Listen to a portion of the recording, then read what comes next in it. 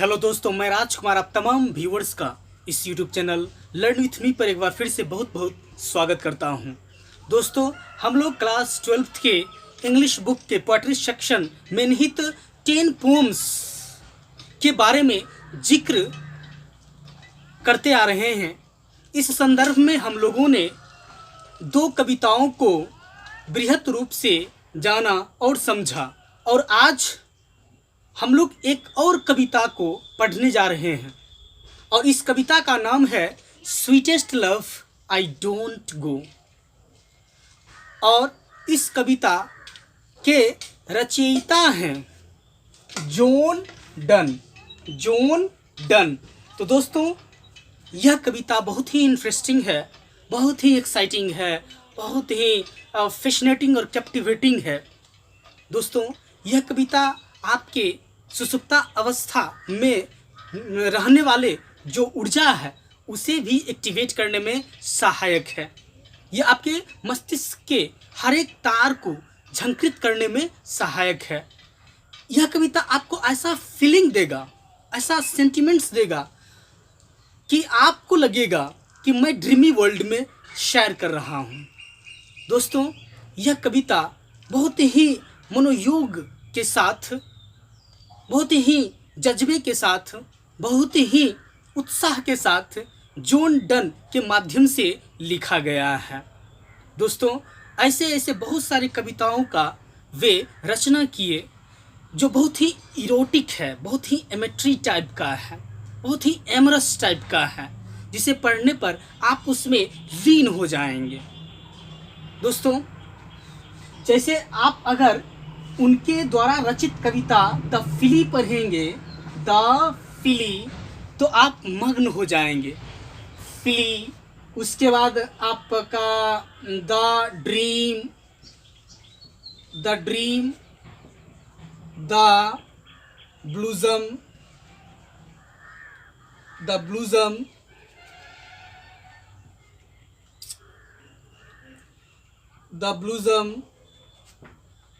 the anniversary,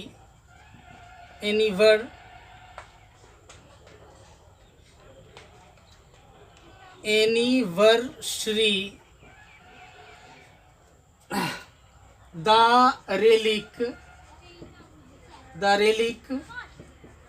the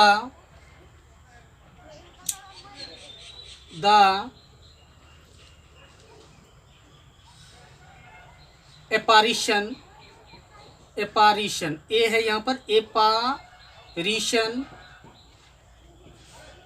go and catch a falling star, go and catch a falling star, होलिशनेट,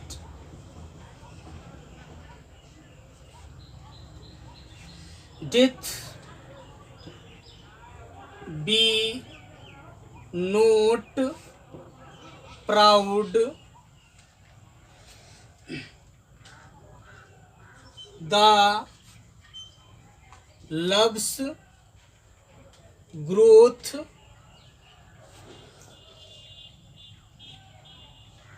ये सारे कविताएं उनके द्वारा जो रचित है, जो लिखा गया है, बहुत ही प्रसिद्धि वे पाए हैं इन कविताओं के द्वारा। दोस्तों, ये अपने जीवन काल में कुछ ही कविताओं को पब्लिशिंग होते हुए देखे थे। उसे अपने जीवन काल में उतना प्रसिद्धि नहीं मिला था जितना प्रसिद्धि उन्हें मृत्यु के बाद मिला था। जैसे हम लोग सॉन्ग ऑफ माई सेल्फ में वाल्ट विटमैन के बारे में बात किए थे, तो हम बताए थे कि उन्हें भी सबसे पहले अमेरिका में एप्रिसिएशन नहीं मिला था जब तक वे जीवित रहे। भले ही यूरोप के अन्य कंट्रीज़ में उसे एप्रिसिएशन मिला, लेकिन अमेरिका में अनएप्रिसिएटेड रहे। लेकिन मृत्यु के बाद उन्हें जब देखा गया कि ये अमेरिकन इंडिविजुअलिज्म के बारे में लिखे हैं, तब इसे पुरस्कृत किया गया, तब इसे सराहा गया, तब इसका कद्र जो है किया, और वही कहलाए the father of American poetry. तो दोस्तों जॉन डन भी वैसे ही कैरेक्टर के आदमी थे और इनका जो फिली है, the dream, the blossom, the anniversary, the relic, the apparition, go and catch a falling star, holy sonnet, death be not proud, the love's growth,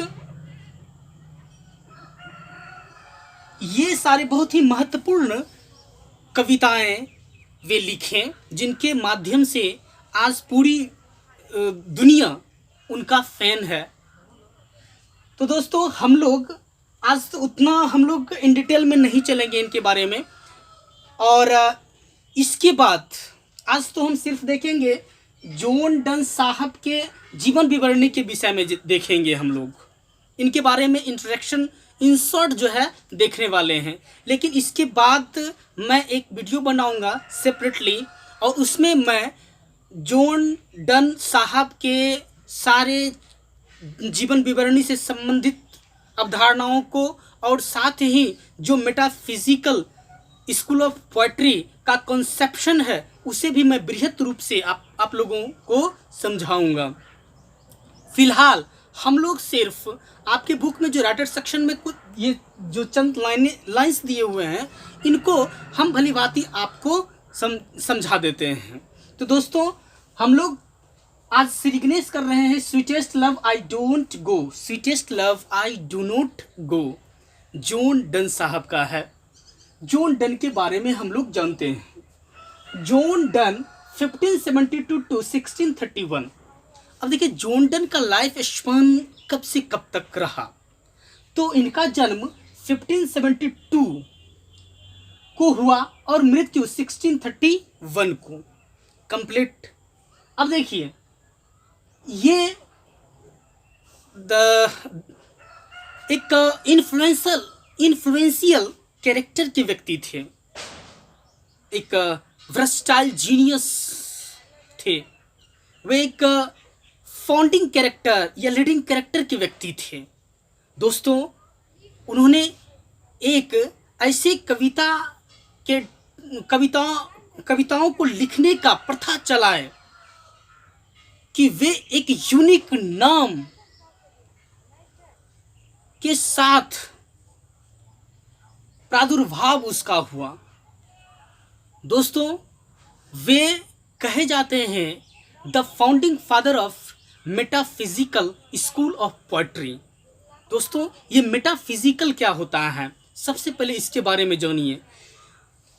इन्हें पथ प्रदर्शक कहा जाता है, इन्हें जॉन डन साहब को पथ प्रदर्शक कहा जाता है, फाउंडर कहा जाता है, लीडर कहा जाता है। किसका, तो मेटाफिजिकल स्कूल ऑफ पोएट्री का, मेटाफिजिकल पोएट्री का पथ प्रदर्शक कहा जाता है, फाउंडर कहा जाता है, लीडर कहा जाता है, फादर कहा जाता है। अब देखिए कि मेटाफिजिकल वो क्या होता है। मेटाफिजिकल की कॉन्सेप्ट जो है वह सर्वप्रथम डॉक्टर जॉनसन ने दिया था, डॉक्टर जॉनसन ने दिया था और उन्होंने यह टाइटल जॉन डन के शॉर्टर पोम्स, सोनेट्स, एलेजीज, सरमन्स या लिरिक्स को देख करके दिए, क्योंकि उनके कविताओं में मेटाफिजिक्स जो तत्व मीमांसा होता है उसके सारे अवधारणाओं को वे लिए और उस अवधारणाओं को लेकर के और भौतिकवादी दुनिया के साथ उसे एक यूनिक ब्लेंड किए, कॉम्बिनेशन किए और अपने कविताओं को नए तरीके से समाज को देने का काम किए। तो दोस्तों यह जो मेटाफिजिकल जो पोएट्री है वह एक नए प्रकार का काव्यात्मक या गीतात्मक और व्यंग्यात्मक छंद है। अर्थात ये ऐसी कविताएं होती हैं जिसमें लिरिक्स और सेटेरिकल मीन्स होता है सेटेरिकल मतलब होता है हम लोग जो है चुटकुले, किसी पर हम लोग जब कमेंट करते हैं या किसी पर टोंट करते हैं, तो वो जो टोंट करने का मेरा जो तरीका है, जो आलोचना करने का, क्रिटिसाइज करने का जो तौर तरीका है, वही सेटायर कहलाता है। इसका संबंध सेटायर से है। सेटायर मतलब होता है प्रहसन, प्रहसन। तो ये मेटाफिजिकल स्कूल ऑफ पोएट्री जो लिरिकल और सेटरिकल वर्ड्स के कॉन्सेप्ट को डील करता है का पथ प्रदर्शक कहलाएं। अब next, was born in London. इनका जन्म लंदन में हुआ था। Into a prosperous Roman Catholic family of traders. और उनका जन्म लंदन में हुआ था और वह कैथोलिक, रोमन कैथोलिक फैमिली में हुआ था। रोमन कैथोलिक फैमिली, कैथोलिक मतलब होता है ईसाई संप्रदाय को मानने वाले लोग। तो वे ईसाई संप्रदाय को मानने वाले परिवार में हुआ था। और यह जो रोमन कैथोलिक फैमिली था, यह बहुत ही प्रोस्पेरस था। प्रोस्पेरस मतलब समृद्धशाली था, बहुत ही संपन्न था, बहुत ही रुपया पैसे वाला था। और इनका जो फैमिली था वह ट्रेडर्स से बिलोंग करता था। कहने का मतलब बिजनेस से बिलोंग करता था। उनके पिताजी आयरन मोंगर थे। आयरन मोंगर, आयरन मोंगर मतलब लोहे का क्रय विक्रय उनके पिताजी करते थे। तो उनका बहुत ही बड़ा लोहे का कारोबार था। तो इसीलिए यहाँ पर लिखा गया है ट्रेडर्स, यानी उनके फैमिली में जो है बिजनेस, कारोबारी लोहे का किया करते थे, इसलिए उसमें प्रोस्पेरिटी थी। अब देखिए, at a time when England was staunchly anti Catholic.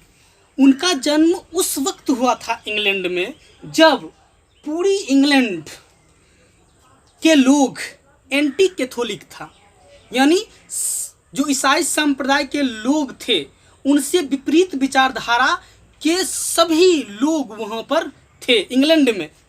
इसलिए उनका जन्म उस वक्त हुआ था जब पूरी इंग्लैंड दृढ़ता पूर्वक, यानी पूर्णतः एंटी कैथोलिक था। एंटी मतलब विरुद्ध, यानी ईसाई संप्रदाय के विरोध करने वाले की संख्या बहुत ही बड़ी थी।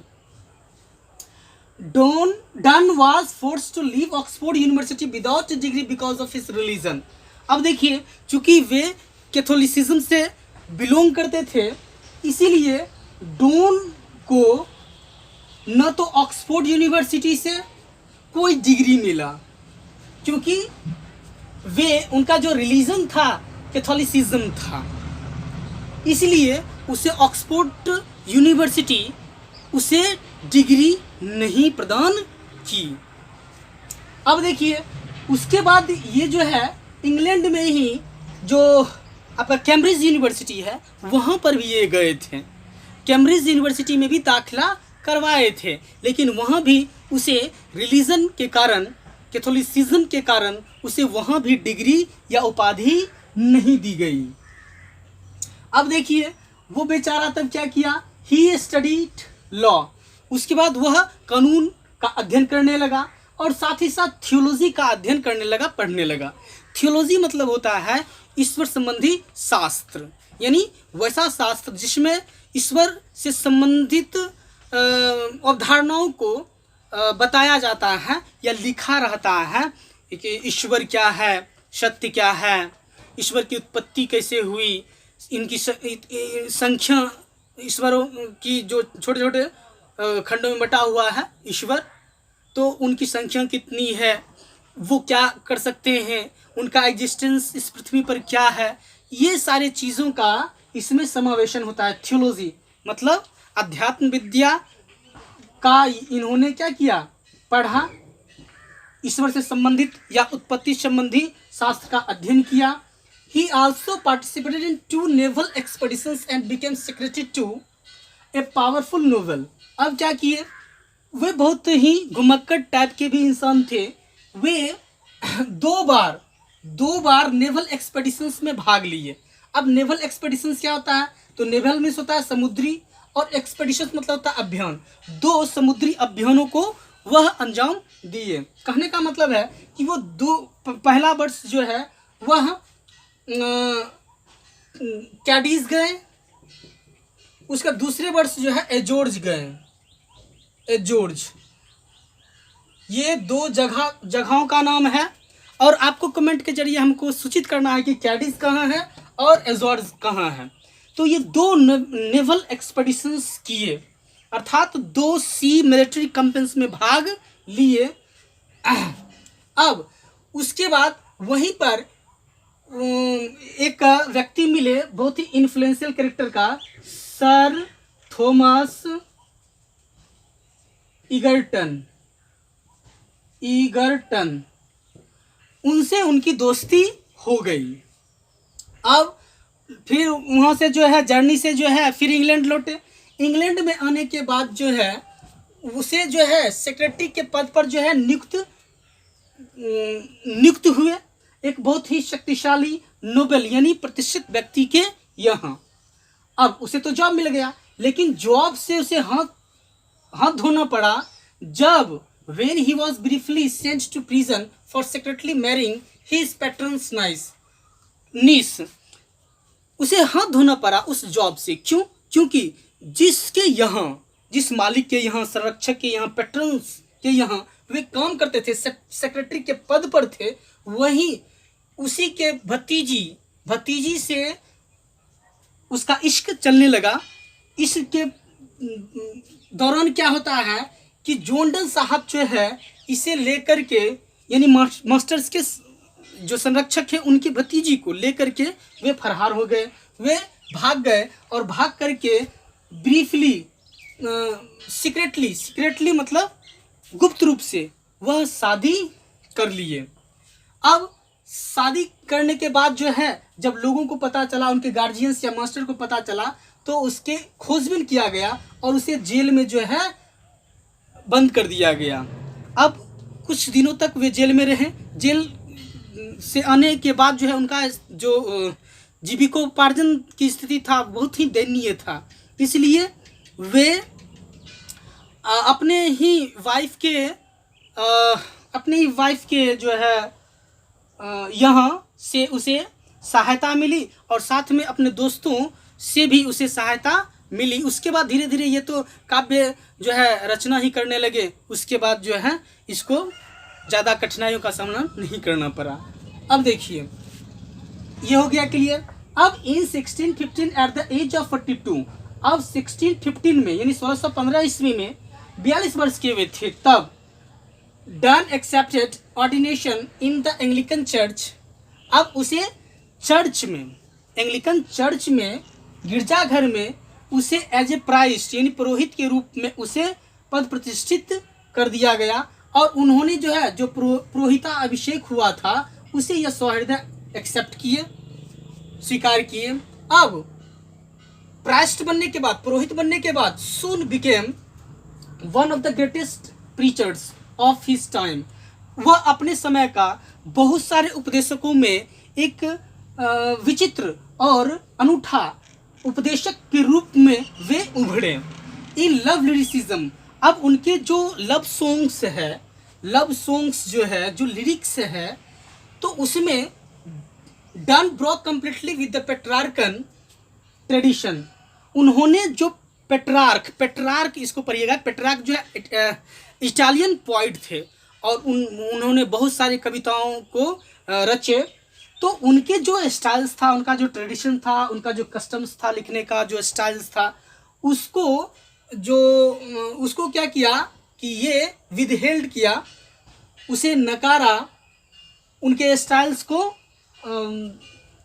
नकार करके वह उसके स्थान पर अपनी कविताओं में इंटेलेक्चुअल और कॉलिक्वल टोन जो है वह दिया। अर्थात अपनी कविताओं में जो है बौद्धिक स्तर को देखते हुए और बोलचाल की भाषाओं को प्रयोग करते हुए अपने कविताओं को सुसज्जित किए। His love poems use the latest discoveries of science and geography to hammer home a point. अब देखिए, उन्होंने अपने लव पोम्स में जो है ऐसे उदाहरणों को दिए जो साइंस फिक्शन या ज्योग्राफी से मुख्य बिंदु हुआ करता था। कहने का मतलब है कि वह ज्योग्राफी और साइंस में से जो मोस्ट इम्पोर्टेंट टॉपिक्स होता था, थीम्स होता था, जो उदाहरण स्वरूप होता था, उसे नए रूप से डिस्कवर करके वह अपने कविताओं में उसका संकलन करता था। और वो इस तरह से कविता लिखता था, इस तरीक़ा से कविता लिखता था कि हमारे मस्तिष्क में वह घर कर जाता था। वह अपने बातों को वह हमारे दिमाग में बैठाने में सक्षम हो जाया करते थे। वे बहुत सारे साइंस और ज्योग्राफी के एग्जाम्पल्स उनकी कविताओं में मिलेंगे, मतलब उससे संदर्भित कॉन्सेप्ट जो है उनके कविताओं में जरूर मिलेंगे।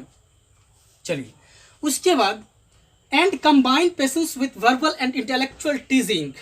अब उनके जो लव सॉन्ग्स होते थे उनमें ब्लेंड होता था, मिश्रण होता था वह स्वीटनेस और सोनरसनेस का। स्वीटनेस मतलब मधुरता और सोनरसनेस मतलब होता है सुरीलापन। अपने पेशेंस को वे मधुर एवं सुरीले तानों से सजा करके, बुन करके और उसमें बौद्धिक बुद्धि से संबंधित या मौखिक शब्दों से उसे सजा करके उसके साथ शब्दों के साथ छेड़खानी किया करते थे। और उसमें जो है फिलोसफिकल आइडियाज़ जो है, उसमें हेट्रोजेनस आइडियाज़ जो है फुलफिल करते थे। तो Donne is well known for his songs sonnets. वे प्रसिद्ध हैं अपने सॉन्ग्स के लिए, अपने गीत के लिए, अपने सोनेट्स के लिए। सोनेट्स क्या होता है? तो 14 पंक्तियों की कविता होता है, यानी 14 पंक्तियों का कविता। जैसे आप 11th में पढ़े होंगे, let me not to the marriage of two minds, वह भी एक सोनेट है जो जिसका राइटर विलियम शेक्सपियर है। तो यह सोनेट के लिए प्रसिद्ध है, सटायर के लिए प्रसिद्ध है। सटायर मतलब तो जानते ही हैं आप, क्या होता है? व्यंग। अपने व्यंग्यात्मक कविता के रूप में भी इसे प्रसिद्धि जो है मिली। सटायर मतलब होता है सिवियरिटी ऑफ रिमार्क, कहने का मतलब टिप्पणी किसी के वर्क्स पर। तो सटायर के लिए भी प्रसिद्ध है। एलिजीज मतलब होता है एक फनरल सॉन्ग होता है, एक मॉर्नफुल सॉन्ग होता है जो ब्रिवमेंट के इमोशंस को एक्सप्रेस करता है, अर्थात मातमी गीत जिसको कहते हैं, या शोक गीत होते हैं जो किसी के मृत्यु के अवसर पर गाया जाता है, उसको एलिजी कहा जाता है। लेकिन जो जॉन डन साहब हैं उनमें ऐसा फीलिंग्स वो एक्सप्रेस नहीं करते हैं। वो प्रेम विच्छोह के बाद जो इमोशंस आया है, फीलिंग्स आया, उसे वो एक्सप्रेस करते थे और वे इसे ही एलिजी कहें। चलिए, एंड सरमन्स मतलब होता है एक उपदेशात्मक कविता जो दूसरों को उपदेश देने में सक्षम हो, रिलीजियस। सरमन्स के लिए भी प्रसिद्ध हैं वे। उसके बाद genuine poetic feelings, hearts, meters, strength and whimsical images characterize all his poetic creations। अब वह एक ऐसा शख्स थे जिन्होंने अपने जेन्युइन असली कवित्व विचारधारा को अपने कविताओं में संयोजित करने का काम किए। और अपने कविताओं में वे बहुत ही कटु छंदों को समावेश करके लिखते थे, बहुत ही विकृत यानी फैक्ट्स को तोड़ मरोड़ करके, डिस्टॉर्टेड कर करके वे अपना एक नया इंसाइट देते थे, अपना नया कॉन्सेप्ट जो है देते थे। और वह मनमोजी इमेजेस को, ये सन की या तरंगी इमेजेस को जो है, जो इसको अच्छा लगे उसको उसमें समावेशन कर देते थे। और ये सारे चीज़ उनके कवित्व रचना या कविता से संबंधित रचनाओं को चित्रित करता है। तो दोस्तों, ये थोड़ी सी लंबी वीडियो हुआ, लेकिन फिर कोई बात नहीं है, पढ़ने वाले के लिए जो है टाइम मायने नहीं रखता है, समझदारी मायने रखता है। तो दोस्तों आज हम लोग जान लिए जॉन डन के विषय में या जीवन विवरणी।